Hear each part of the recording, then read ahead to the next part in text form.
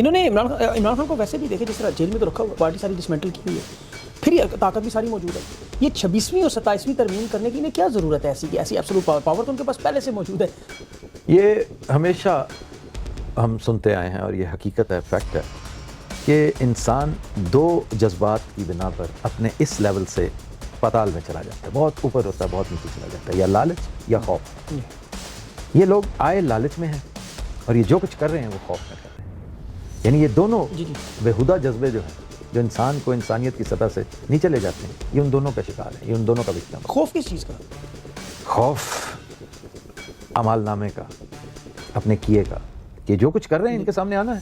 ہمیشہ ایسے ہی ہوتا ہے. تو یہی یہ جو گناہ ہے نا، زیادتی ہے، ظلم ہے، اس سے بڑا گناہ کیا ہو سکتا ہے؟ اس کی ٹریجڈی یہ ہے کہ آپ اس کے اندر ایک دفعہ چلے جائیں تو پھر چلتے دھستے چلے جاتے ہیں، جیسے دلدل ہوتی ہے، ایک دلدل میں دھس گئے ہیں تو دھستے چلے جاتے ہیں. آپ پھر جتنا مرضی ہاتھ پیر ماریں کہ میں تو نکلنے کی کوشش کر رہا ہوں یار، میں عمران خان والا مسئلہ بھی حل کرنے کی کوشش کر رہا ہوں، پبلک کا بھی مسئلہ حل کر رہا ہوں، یہ روزانہ کوئی نہ کوئی ایک نیا کٹا کھل جاتا ہے، میں کیا کروں؟ تو یہ نہیں سمجھ پا رہے کہ یہ اس کا نیٹ رزلٹ ہے. آپ اس میں سے نکل نہیں پائیں گے، الجھتے چلے جائیں گے، اپنے آپ کو زخمی کریں گے، حاصل وصول کچھ نہیں ہوگا.